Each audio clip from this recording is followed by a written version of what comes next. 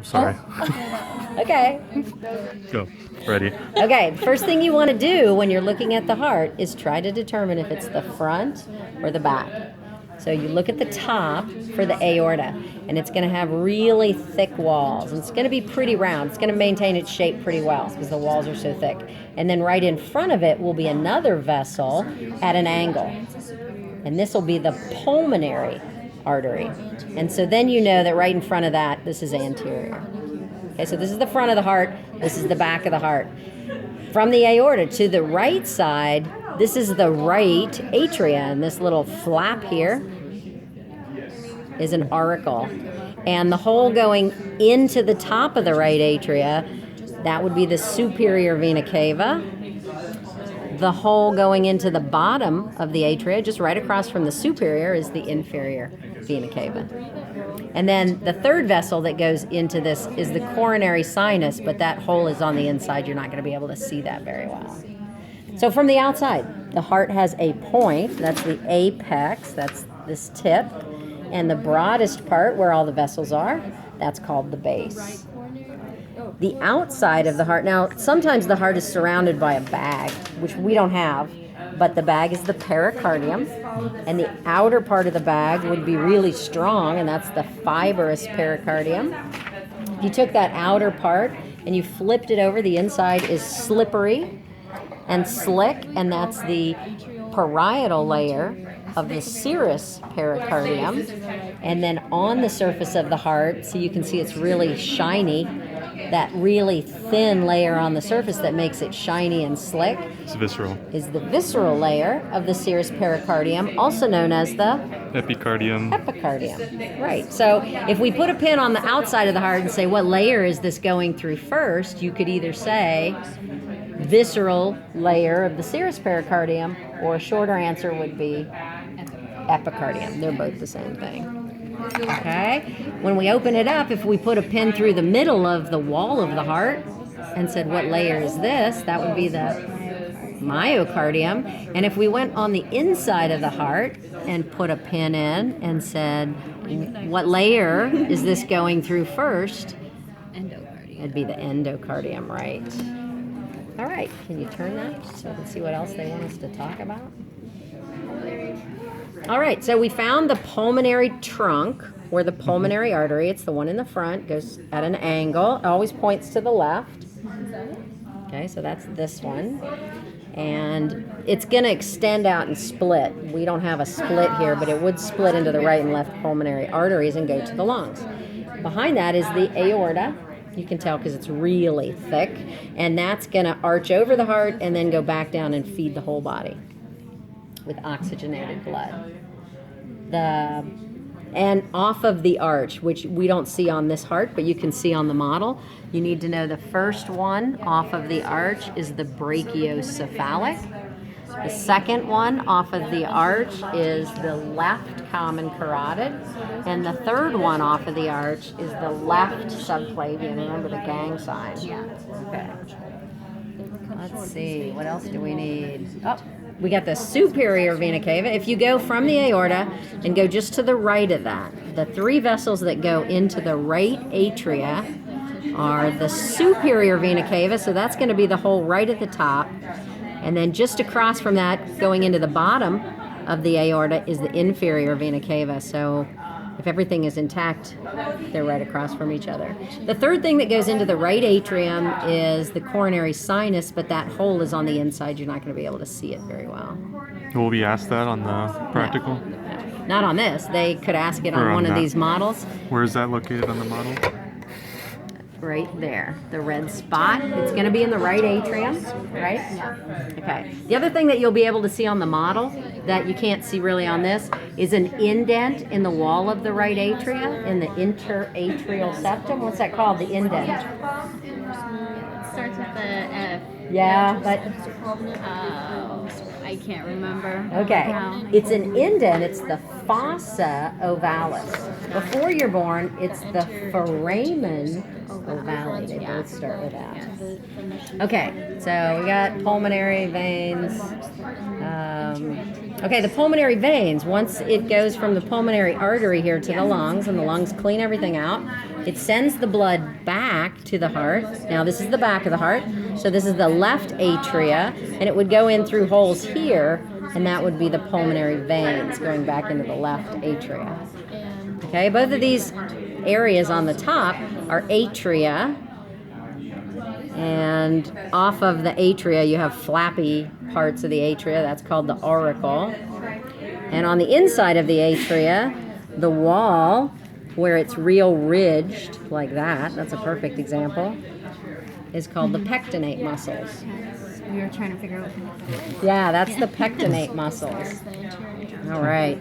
From the outside, the place where there's a lot of fat, right at the base of the vessels and going all the way around, that's the coronary sinus. And that's the name of the blood vessels that are in there. And the groove that this is, where the blood vessels are laying, is called the coronary sulcus. Remember, a sulcus is an indent, a sinus is a big open blood vessel. Where's the sinus located again? A sinus is located in here. That's just the name of the blood vessels. Oh, okay. So you can't really see them because of all the fat. And they lay in a groove called the coronary sulcus, which you also can't really see that well because of all the fat. Is it located on this one too? Can we see that? You still can't see it very well. If you turn it around on the back, tip it up. Yeah, see, that's the coronary sinus, the blue vessel, and the groove that it lays in is the coronary sulcus. All right. The ventricles are at the bottom. You're going to be able to see them better if you open this up. So the atria are above the valves, the bicuspid and the tricuspid. Below that is the ventricles. So this is a valve. Go from the cords and up the solid part. That's the valve. Okay. So this cord is called the cordoni tendinii, and it's in the ventricle. So everything below that valve is the ventricle. The little bit above that valve is the atria.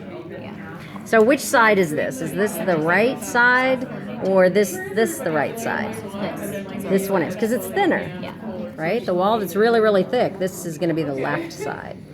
So this is the left ventricle, this is the right ventricle. Where's the bicuspid? Where's that located at? The bicuspid is between the left atria and the left ventricle. So if they pointed to this and said, ID this valve, that's the bicuspid. Okay. And you can tell it's a valve because it's solid and it's got cords coming off of it. Right? Okay. Okay, now going out of this left ventricle, we're going to go out of this left side and up through the aorta. So there is a valve going into that. You're not going to be able to see it as well. You can see the hole.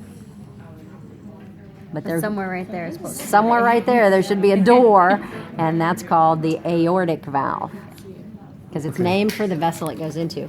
From the right side, it comes out and goes into, this pulmonary. So the valve is right up in there. You can't really see it that well. And I poked through the wall just a little bit, but you get the idea. Yeah. Okay?